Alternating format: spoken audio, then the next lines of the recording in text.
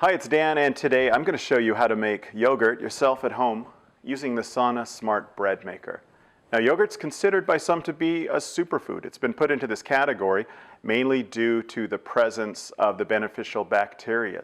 That would be the Bifidobacterium and the Lactobacillus acidophilus.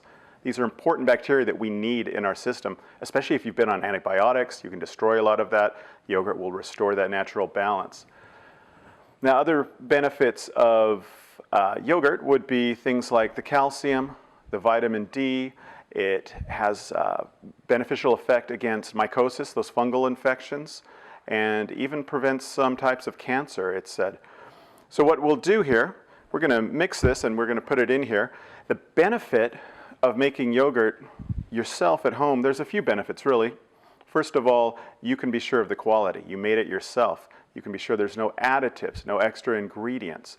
And also it's going to be a lot cheaper. It's basically going to be the cost of milk plus a little bit of yogurt. So what we're going to need to do here, we need our ingredients. And first of all, we start with a liter of milk. Make sure to get full fat milk. Make sure it's pasteurized. That will ensure that you've got the correct levels of bacteria and everything will work properly. We're also going to get some yogurt. You can use yogurt culture powder. In our case, we're using yogurt we bought from the store. Make sure it's active yogurt. That means, again, it has those beneficial bacterium already in it. Besides that, we'll just need a couple of jars. We need our smart bread maker, and that's about all we do. So what we'll do to start, we're going to mix about 3 to 4 tablespoons of yogurt into our milk. Again, remember, this is full-fat milk. You don't want to put the skim milk. You're going to get really bad results from that, or even the low-fat milk. So I'm going to start with 3 to 4 spoonfuls, mix it up real good. Now, the milk needs to be heated beforehand. That's an important thing. It needs to be heated to a minimum of 45 degrees. So you could put that in your microwave, touch it with your finger. Best way, though, is to use a needle thermometer just to make sure. If you're not using pasteurized milk, you need to heat it a lot higher, up to 90, then let it cool down. But most milk you'll find is already pasteurized. So I'm going to stir this up real nice. Yeah, looks like we're ready to go here. What I'll do now is pour it into the jars. Make sure your jars are sterilized beforehand, just like if you're making jam or jelly at home. You do that by putting your jars into boiling water for at least 5 minutes. So here's 1. Here's 2. And again, this is a really simple recipe. It's basically a set and forget kind of thing. I'm going to seal the jars.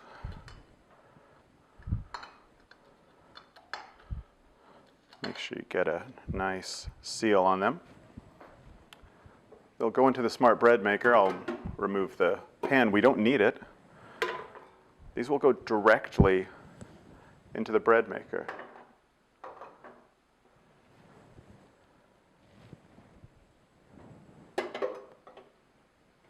Okay, they're in there sturdy.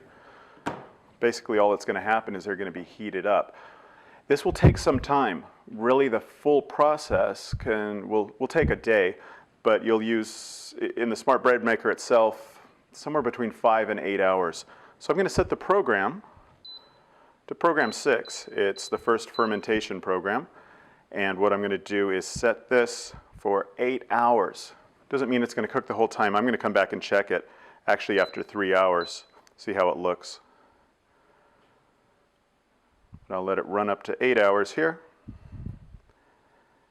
And I'm also going to set it at 42 degrees. I'm up to 4 hours here, 5 hours. And what it's going to do, it's going to heat in there and slowly ferment. Okay, I'm up at 8 hours. Let's go to temperature, 42 degrees. Third setting is the stirring, the kneading. We don't need any of that, so I'm going to turn that off here. And that's it. We're ready to go. So I'm starting it. It's going. I'll come back and check it in about 3 hours. It will probably take longer than that, but it's a good thing to come by periodically just to see how it's doing. So see you in a few hours. All right, it's been 3 hours, so I'm going to check it. Like I said, it might be a little too early for it to be done. You can grab it with your hands. It's only 42 degrees. It's not that hot. What I'm looking for here is the consistency of it, the smell, and even the taste if you want. So as you can see, it's definitely thicker. Now, that's still not yogurt thickness, so it's probably going to need more time. It smells somewhere between yogurt and milk. We'll give it a quick. Yeah, you can taste a bit of the yogurt in there, but it's going to need more time. I'm going to put it back in, and maybe, I don't know, 2 more hours. We'll see how it's doing. Should be done 2-3 more hours. So see you soon. As I said before, it can take up to 8 hours. It's been 2 more hours, so we've got a total of about 5 hours elapsed. Let's check and see how our yogurt is doing. Again, we're looking for the thickness mainly, also the smell. It definitely has a thicker texture. I'd say that's good.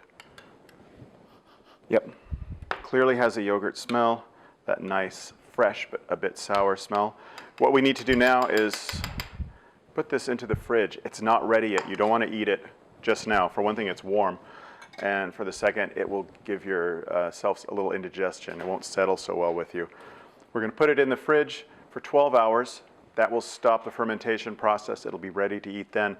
After that, you can keep it up to about 5 days. You don't want to keep it any longer than that.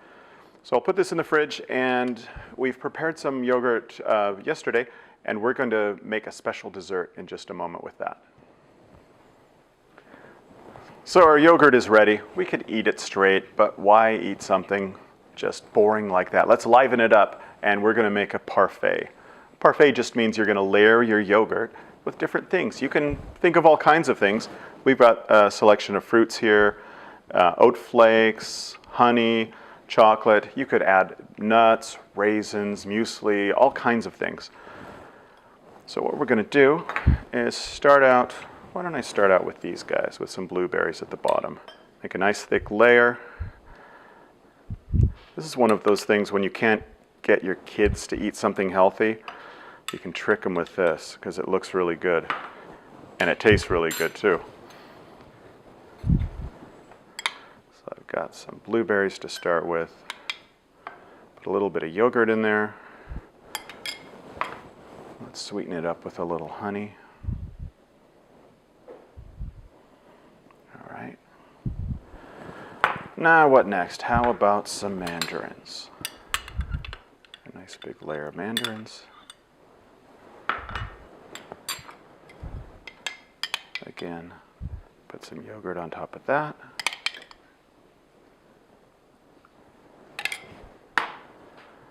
Yeah, a bit more honey.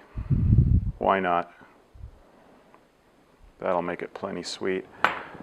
Let's put on some kiwis now.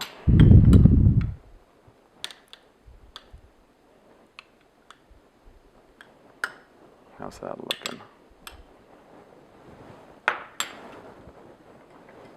Again, just a bit more yogurt.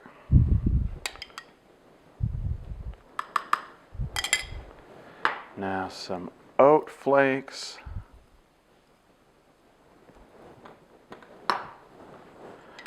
And we'll top that off. Just to kind of moisten it a bit with some more yogurt. And we'll put some chocolate.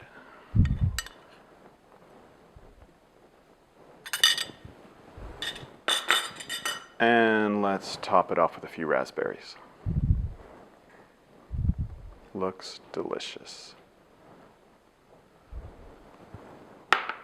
So as you can see, the Smart Bread Maker does more than just bread.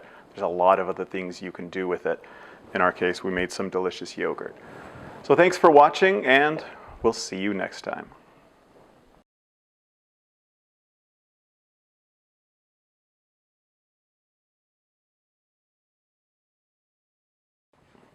Hi, it's Dan, and today I'm going to show you how to make yogurt yourself at home using the Sana Smart Bread Maker. Now, yogurt's considered by some to be a superfood. It's been put into this category mainly due to the presence of the beneficial bacteria. That would be the Bifidobacterium and the Lactobacillus acidophilus. These are important bacteria that we need in our system, especially if you've been on antibiotics. You can destroy a lot of that. Yogurt will restore that natural balance. Now, other benefits of yogurt would be things like the calcium, the vitamin D.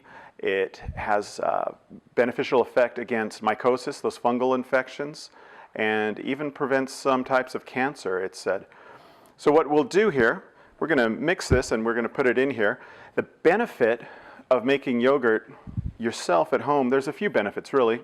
First of all, you